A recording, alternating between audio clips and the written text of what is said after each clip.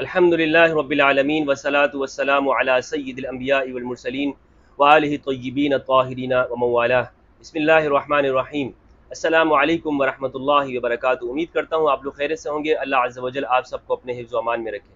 سوال یہ پوچھا گیا ہے، مفتی صاحب یہ بتائیے کہ محرم الحرام میں اور عمومی طور پر ہمارے ہاں جو شیعہ افراد ہیں وہ نوحے، مرثیے اور منقبت کہتے ہیں، پڑھتے بھی ہیں، سنتے بھی ہیں، کیا ان کا سننا اور پڑھنا یہ جائز ہے؟ اور ہمارے بعض سنی برادران بھی، سنی لوگ بھی ان کو سننے کے لیے جاتے ہیں، اور اسی طرح خود بھی کچھ ہمارے نعت خوان حضرات وہ نوحے بھی پڑھتے ہیں اور اسی طرح ان مجالس میں شرکت بھی کرتے ہیں۔ تو اس کا کیا حکم ہے؟ اس کا جواب یہ ہے کہ ہمارے ہاں عام طور پر یہ مشہور ہے کہ سوگ وہ 3 دن کے لیے ہوتا ہے، اور اسی طرح زیادہ سے زیادہ اس خاتون کے لیے کہ جس کا شوہر مر جائے 4 ماہ اور 10 دن کا سوگ ہے۔ اس لیے 3 دن سے زیادہ کسی پر سوگ کرنا جائز نہیں ہے، اور نوحے، غم کرنا، رونا، چونکہ یہ سوگ کی علامات ہیں، اس میں یہ سوگ کی وجہ سے ہوتا ہے، اس لیے یہ جائز نہیں ہے، نہ ان کا سننا جائز ہے نہ ان کا پڑھنا جائز ہے۔ تو ہمارے ہاں اس طرح استدلال کر کے اس کے منع کے اوپر قول کیا جاتا ہے اور بتایا جاتا ہے۔ آج ہم یہ سمجھنے کی کوشش کریں گے کیا قرآن مجید میں یا حدیث میں نوحے سننے یا پڑھنے اور ان مجالس میں شرکت کرنے کی اجازت ہے؟ شریعت کیا کہتی ہے؟ نوحوں کو سننے کو حرام کہا گیا ہے یا اس کی اجازت ہے؟ پہلی بات یہ ہے کہ ہمارے ہاں جو استدلال کیا جاتا ہے اہل سنت کے اندر، بخاری مسلم کی روایات ہیں اور دیگر صحاح کتابوں کی، کہ میت کے اوپر رونے سے اس سے میت کو عذاب ہوتا ہے۔ مغیرہ بن شعبہ سے اور عبداللہ ابن عمر رضی اللہ عنہما ان سے روایت ہے، وہ فرماتے ہیں ان المیت لیعذب ببکاء اہلہ، یہ اس طرح الفاظ ہیں، ان المیت یعذب ببکاء اہلہ علیہ۔ یہ روایت ہے، صحیح مسلم کی حدیث نمبر ہے 2142۔ اسی طرح 2143 ہے، ابن عمر سے ہے، وہ عمر رضی اللہ تعالیٰ عنہ سے روایت کرتے ہیں کہ نبی صلی اللہ علیہ وآلہ وسلم نے فرمایا المیت یعذب فی قبرہ بما نیح علیہ، کہ میت کو اس کی قبر میں اس بات کے اوپر عذاب دیا جاتا ہے جب اس پر رویا جاتا ہے یا اس پر نیاح کیا جاتا ہے، نوحہ کیا جاتا ہے۔ اسی طرح حضرت عبداللہ ابن مسعود رضی اللہ تعالیٰ عنہ سے روایت ہے، بخاری مسلم اور جامع ترمذی کی۔ بخاری کی روایت کا نمبر ہے 1297، اسی طرح 3519، 1294۔ صحیح مسلم کی روایت کا نمبر ہے 285 اور جامع ترمذی کی روایت کا نمبر ہے 999۔ عبداللہ ابن مسعود رضی اللہ تعالیٰ عنہ فرماتے ہیں کہ نبی صلی اللہ علیہ وآلہ وسلم نے فرمایا لیس منا من لطم الخدود وشق الجیوب ودعا بدعوى الجاہلیہ۔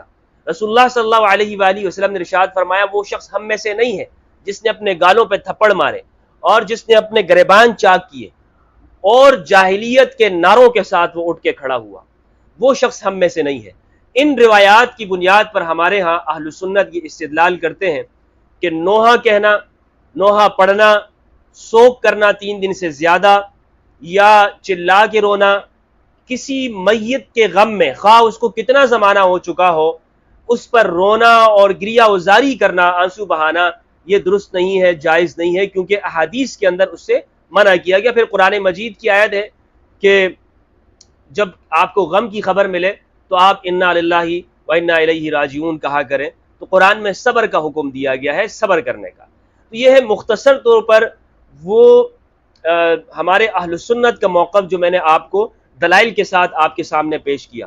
اب میرے نزدیک بات کیا ہے، آیا امام حسین علیہ السلام کے اوپر غم کرنا یا کربلا کے شہداء کے اوپر آنسو بہانا، آج چونکہ صدیوں گزر گئے ہیں ان واقعات کو، کربلا کے واقعے کو، ان کو جب ہم یاد کریں، اگر ہمارے آنکھوں سے آنسو آئے یا مرثیے پڑھے جائیں یا نوحے کہے جائیں، ان کی یاد میں گریہ وزاری کی جائے، مجلسیں منعقد کر کے وہاں بیٹھ کر شہدائے کربلا کی قربانیوں کو یاد کر کے انہیں خراج تحسین پیش کیا جائے، اور جہاں ان کے مصائب کا ذکر ہو تو آنکھوں سے آنسو بہائے جائیں، کیا یہ ناجائز ہوگا؟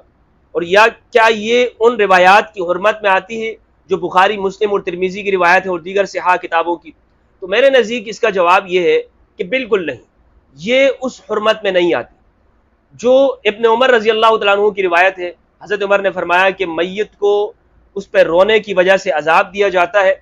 اس کا جواب یہ ہے کہ حضرت عائشہ رضی اللہ تعالیٰ عنہ نے خود اس روایت سے اختلاف کیا ہے۔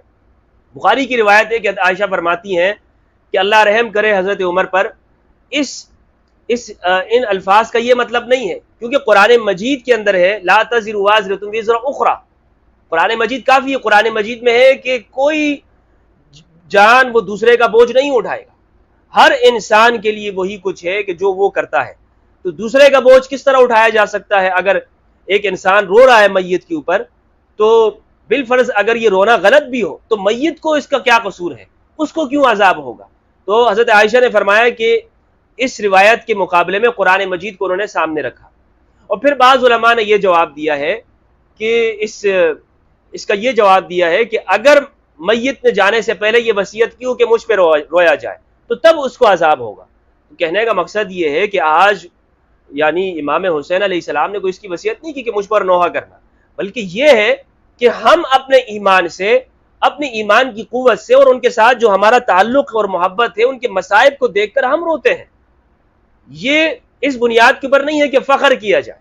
اور جس طرح عبداللہ ابن مسعود رضی اللہ عنہ کی روایت ہے جو کہ بخاری، مسلم اور ترمذی سے میں نے آپ کے سامنے رکھی ہے، لیس منا من لطم الخدود وشق الجیوب ودعا بدعوى الجاہلیہ، کہ جس شخص نے اپنے گالوں پہ تھپڑ مارے اور گریبان چاک کیا اور جاہلیت کا نعرہ بلند کیا، وہ ہم میں سے نہیں ہے۔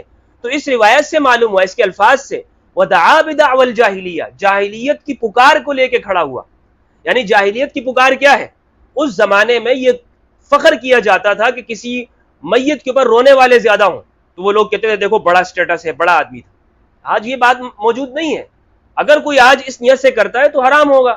آج کوئی بھی اس نیت سے امام حسین علیہ السلام کے اوپر نہیں روتا، بلکہ ایمان کی وجہ سے روتا ہے، جو ہمارا تعلق ہے، اور ان کی قربانیوں کو دیکھ کر اور مصائب کو دیکھ کر روتے ہیں۔ تو اس لیے یہ علت وہاں پہ نہیں پائی جاتی۔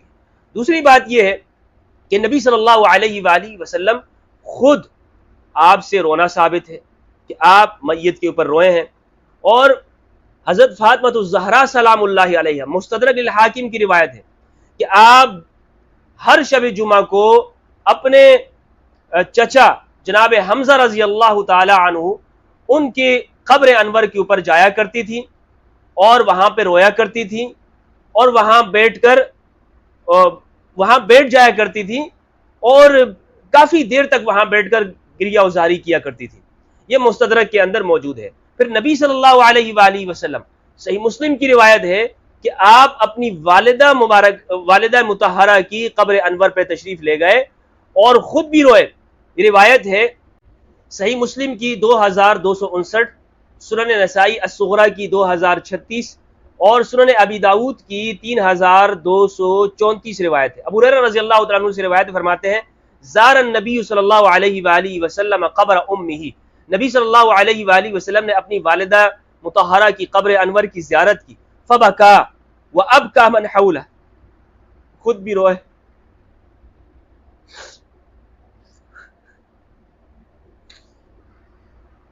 نبی صلی اللہ علیہ وآلہ وسلم نے اپنے والدہ کی قبر کی زیارت کی، خود بھی روئے اور دوسروں کو بھی رلایا، فبکا وابکا من حولہ، اور جو آپ کے ارد گرد تھے ان کو بھی رلایا، وابکا من حولہ، جو ارد گرد تھے سب کو رلا دیا نبی صلی اللہ علیہ وآلہ وسلم نے۔ فقال استأذنت ربی فی ان استغفر لها، اور آپ نے فرمایا کہ میں نے اپنے رب سے یہ اجازت چاہی ہے کہ میں اپنی والدہ کے لیے استغفار کروں، فلم یؤذن لی، مجھے اجازت نہیں دی گئی۔ کیوں اجازت نہیں دی گئی؟ اس لیے کہ استغفار یعنی ان کے لیے کیا جاتا ہے کہ جو کفر کے اوپر ہوں، یہ تو ایمان کے اوپر ہے، ان کے تو کوئی گناہ نہیں ہے، تو گناہ نہیں ہے تو ان کے لیے استغفار بھی نہیں ہے۔ واستأذنته فی ان ازور قبرها فأذن لی، اور میں نے یہ اجازت طلب کی کہ میں اپنی والدہ کی قبر کی زیارت کیا کروں تو مجھے اجازت دے دی۔ کچھ لوگ اس حدیث کی بنا پر یہ کہتے ہیں کہ جناب نبی صلی اللہ علیہ وآلہ وسلم کے والدین وہ حالت ایمان کے اوپر نہیں تھے، اسی لیے تو استغفار سے منع کیا گیا۔ تو ان کو جواب یہ ہے کہ اگر والدین اگر ایمان پر نہ ہوتے تو قبر کے اوپر زیارت سے بھی منع کیا جاتا، مشرکین کی قبر کی زیارت کی اجازت دی جاتی ہے، کفار کی قبر کے اوپر بھی کھڑا ہونا منع ہے۔ تو اگر وہ اس طرح ہوتے یعنی حالت ایمان پر نہ ہوتے تو ان کی قبروں کی طرف زیارت کی بھی اجازت نہیں دی جاتی۔ تو نبی صلی اللہ علیہ وآلہ وسلم نے جو یہ عمل کیا، اس سے ہمیں یہ معلوم ہوا کہ قبروں کی زیارت کی جا سکتی ہے، اور اسی طرح جن روایات کے اندر منع کیا گیا ہے میت کے اوپر رونے سے، اس سے مراد جاہلیت کے نعرے ہیں کہ جاہلیت کو اگر کوئی شخص زندہ کرتا ہے یا فخر کے لیے کرتا ہے تو اس طرح کا رونا منع ہے۔ آج کوئی بھی اس لیے نہیں روتا کہ اس میں اس کا مقصد کوئی جاہلیت کے نعرے ہوں یا فخر و مباحالات ہوں، ہرگز نہیں، بلکہ مقصد کیا ہے کہ ائمہ اہل البیت علیہ السلام کی قربانیوں کو یاد کر کے انہیں خراج تحسین پیش کرنا اور اپنے ایمان کو تازہ کرنا ہے اور جلا بخشنا ہوتا ہے۔ السلام علیکم ورحمۃ اللہ وبرکاتہ۔